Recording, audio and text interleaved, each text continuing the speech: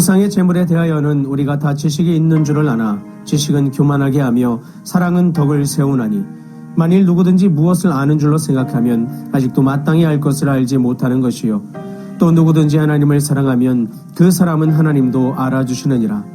그러므로 우상의 재물을 먹는 일에 대하여는 우리가 우상은 세상에 아무것도 아니며 또한 하나님은 한 분밖에 없는 줄 아노라.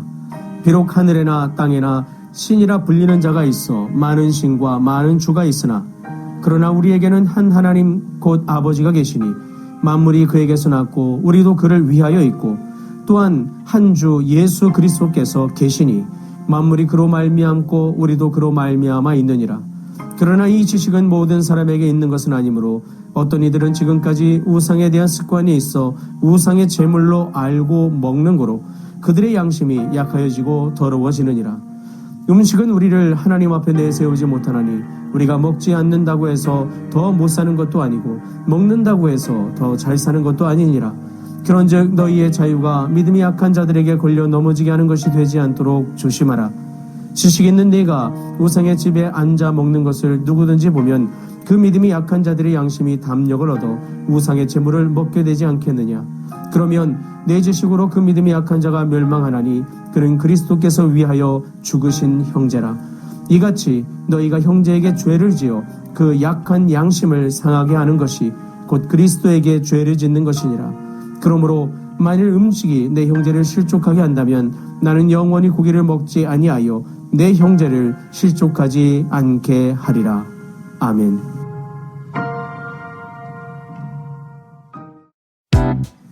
안녕하세요. 데이바이블 조영재 목사입니다. 우리는 살아가면서 종종 이런 질문을 합니다.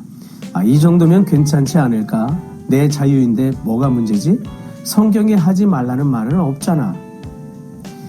그런데 신앙생활 속 많은 갈등은 사실 죄냐 아니냐의 문제보다 할 수는 있지만 해야 하는가의 문제에서 일어납니다. 특히 공동체 안에서는 더 그렇죠. 나는 아무렇지 않은데 누군가는 힘들어할 수 있기 때문입니다. 나는 자유라고 생각하지만 누군가는 시험에 들 수도 있습니다. 오늘 본문인 고린도전서 8장에서 바로 그 문제를 다루고 있죠. 당시 고린도는 우상 숭배가 가득한 도시였습니다.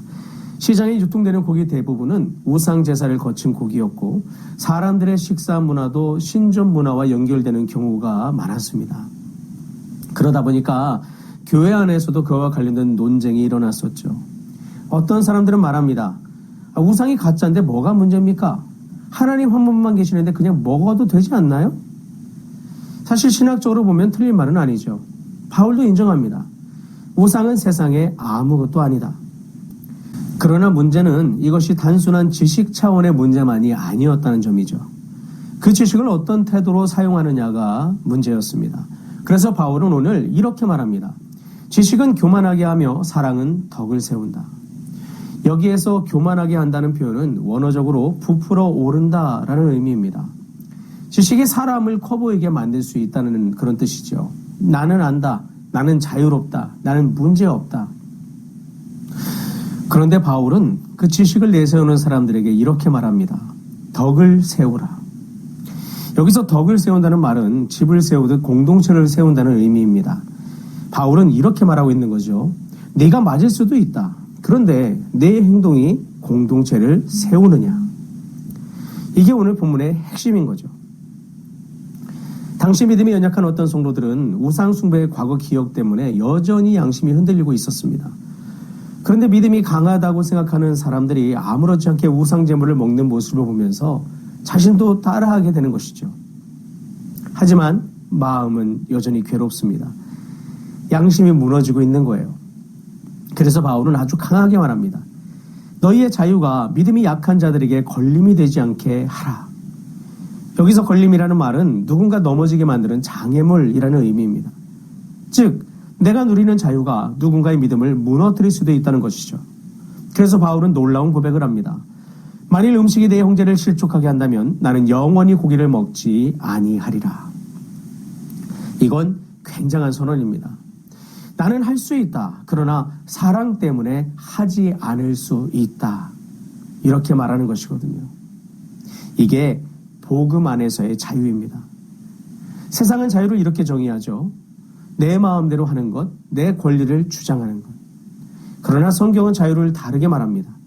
사랑하기 위해 스스로 절제할 수 있는 힘.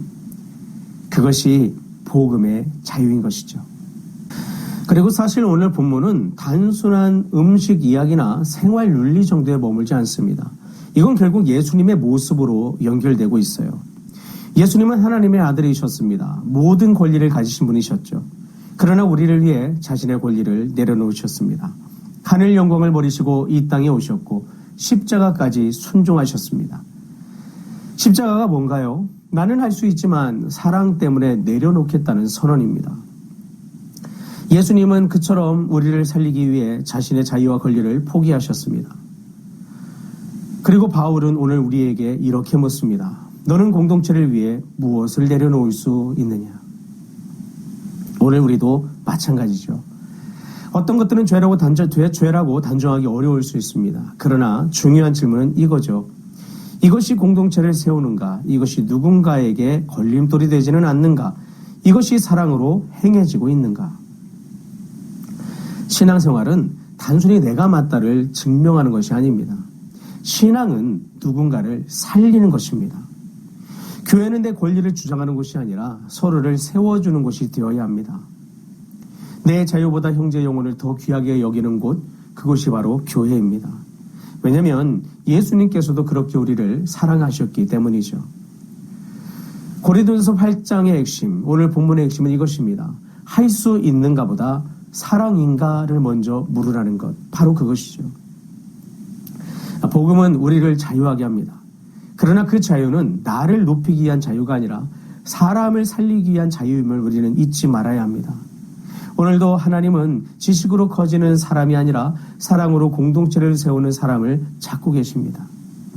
우리가 계속해서 말씀을 보고 있지만 지금 이 모든 말씀은 하나님 나라의 관점으로 오늘 우리 가운데 주어지고 있습니다. 하나님이 교회를 왜 세우셨나요? 아담에게 주셨던 그 사명, 하나님의 뜻으로 세상을 정복하고 다스리는 그 통치의 사명을 이루기 위해서입니다. 그래서 새 이스라엘이라고 명명된 교회를 세우셔서 여전히 주님은 주님 나라의 일을 펼쳐오고 계세요.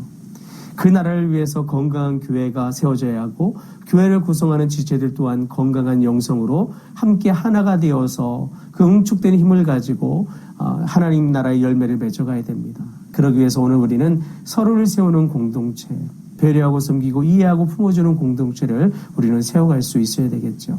물론 옳은 말도 해야 됩니다.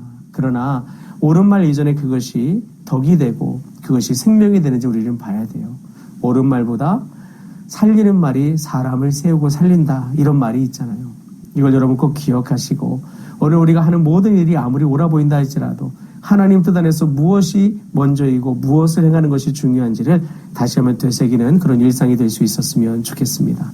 교회뿐만 아니라 세상에서도 오늘 우리가 그런 정신으로 살아간다면 하나님께서 그런 우리를 통해 주님의 생명과 평안의 역사로 우리 가운데 행하실 줄 믿습니다. 오늘 하루를 살아갈 때 꼭 기억하십시오. 자유의 완성은 사랑입니다. 기도하시겠습니다. 좋으신 하나님 아버지 감사합니다. 오늘 말씀을 통해 오늘 우리가 분명히 마음에 품고 살아가야 될 그 믿음의 태도, 방향성, 기준점이 무엇인지 다시 한번 살펴봤습니다. 신앙생활을 하다 보면 많은 것을 깨닫게 되고 배우고 익히게 되다 보니까 우리 안에 선명히 살아있는 어떤 지식들, 기준들, 이런 것들이 우리 가운데 놓여져 있는 것을 보게 됩니다. 각 사람들에 따라서 적용하고 살아가는 것은 다르겠지만 때로 조금 탁월하고 또 특출한 사람들이 앞서 나가면서 지식을 앞세워 많은 사람들을 도리어 시험에 빠뜨리는 일들도 벌어지고 있는 것이 현실의 모습들이기도 합니다. 하나님, 교회는 지식을 자랑하는 것이 아니라 덕을 세우며 생명을 살리고 세우는 것이 우선인 그런 공동체입니다. 이 교회가 건강한 영성으로 사랑으로 하나 된 공동체가 되어 하나님의 뜻을 이루는 교회가 될 수 있도록, 그런 지체들이 우리가 될 수 있도록, 그런 우리가 힘을 내어 세상에 나가서도 예수 그리스도의 사랑을 보이고 하나님을 드러낼 수 있는 삶을 살아갈 수 있도록 우리가 진정한 자유를 실천하는 사랑의 일꾼들이 되게 하여 주옵소서. 그리스도의 사랑을 배워 사랑으로 삶을 살아갈 수 있는 우리 모두가 되게 하여 주옵소서. 감사드리며 주 예수 그리스도의 이름으로 기도합니다. 아멘.